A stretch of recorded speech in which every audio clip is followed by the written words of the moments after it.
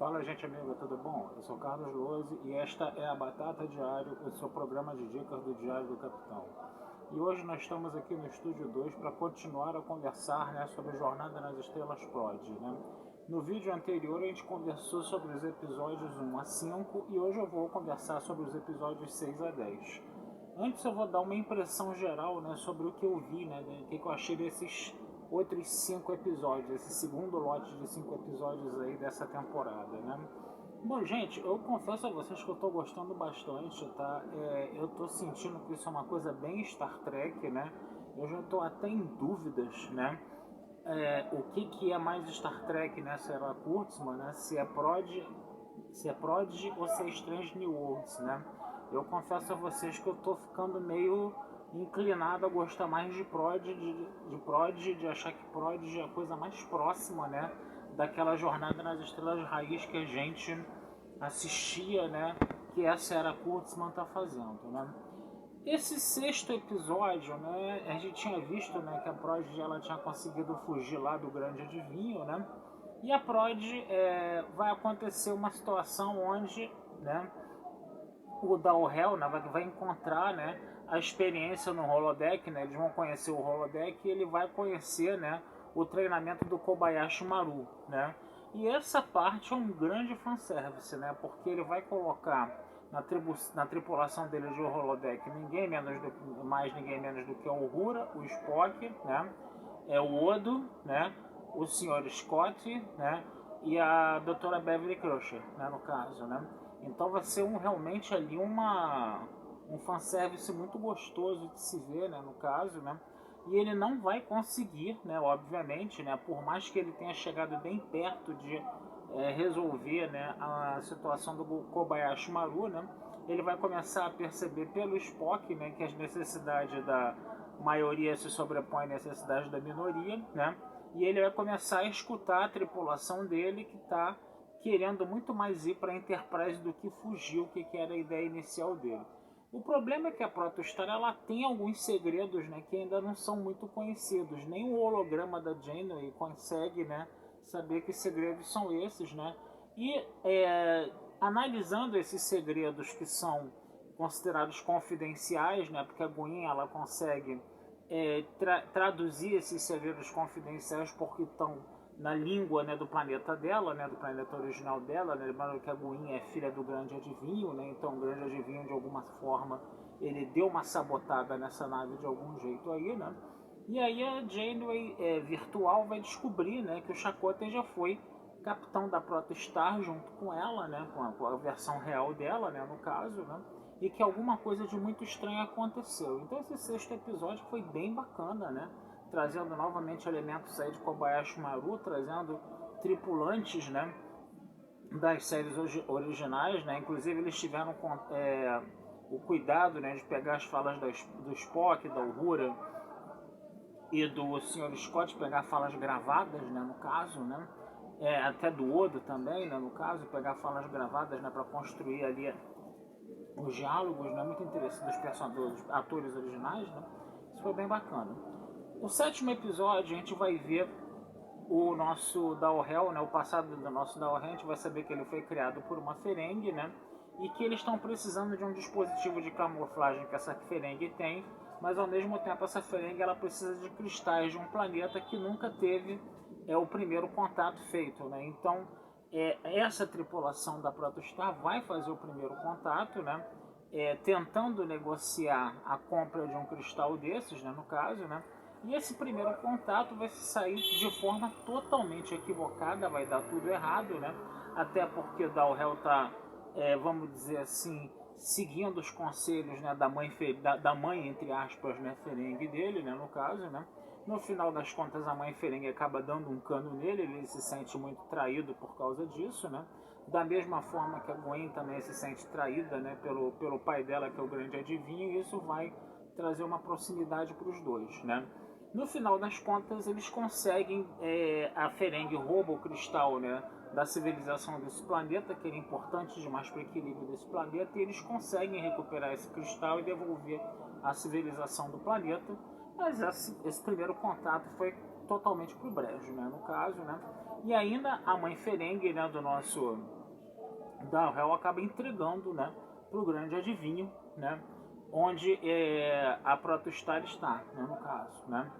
O oitavo episódio vai ser um episódio interessante, outro episódio com uma boa ficção científica, né, que a Protostar passa por uma tempestade de Tachyons, né, e todos os personagens ficam defasados no tempo, né, e aí eles vão ter que trabalhar em grupo defasados no tempo para evitar que a Protostar exploda, né, que ela está dentro dessa tempestade de Tachyons, ela precisa ser salva dessa tempestade de Tachyons, né, e o holograma da Janeway, ela vai transitando entre vamos dizer assim, essas, como é que fala, essas fraturas no tempo onde cada personagem está, para ajudar eles a trabalhar em grupo, né?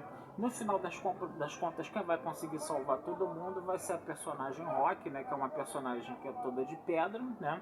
Mas ela é bem infantil, é bem criancinha mesmo, uma personagem feminina, bem criancinha, mas como ela ficou na anomalia temporal, onde o tempo demorava mais para passar, ela ficou muitos anos presa nessa anomalia temporal e ela adquiriu muita experiência, né, da engenharia, da nave, coisa e tal. Então foi um episódio interessante porque a gente vê que essa tripulação aí, que é um monte de bandido ali, um monte de bandido entre aspas, né, um monte de prisioneiros de uma colônia penal que foram presos injustamente, desculpa a minha colocação errada aí, né, mas esses presos dessa colônia penal, eles acabam sendo, vamos dizer assim, trabalhados como se fossem realmente uma equipe mesmo, né? Eles não param de mentir para Janeway, né? No caso, eles mandam a real, dizem o que eles são realmente, que eles eram prisioneiros de uma colônia penal, coisa e tal, né?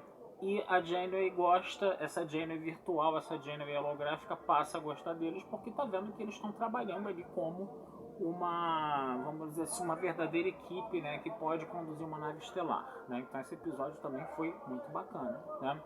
E o nono e 10º episódio são dois episódios geminados, são dois episódios juntos, né, para encerrar essa primeira parte dessa primeira temporada, onde o grande adivinho consegue entrar em contato, né, com a tripulação da Protostar e fala: se vocês não voltarem, tá, e me entregar a Protostar, eu vou matar todos os prisioneiros dessa colônia penal aqui.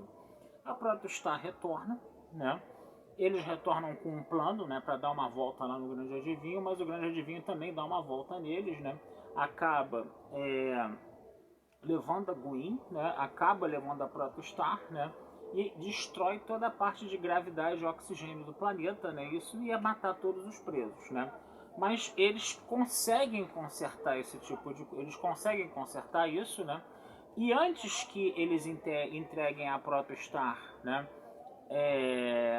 Antes que eles entreguem a Protostar para o grande adivinho, eles tiram, né, o motor o Protodrive, né, o motor de dobra, né, de Protoestrela, né, e escondem lá naquela figurazinha gelatinosa que é o Murphy, né, no caso, que consegue engolir tudo e que é indestrutível. Então ele engole a estrela, né? Mais uma, como podemos dizer aí, mais uma brincadeira aí de ficção científica que se aproxima de mais de fantasia, né? Mas aí também é uma animação, né, para um público mais novo, coisa e tal, né? A gente também tem que levar um pouco em consideração isso. E aí o que acontece?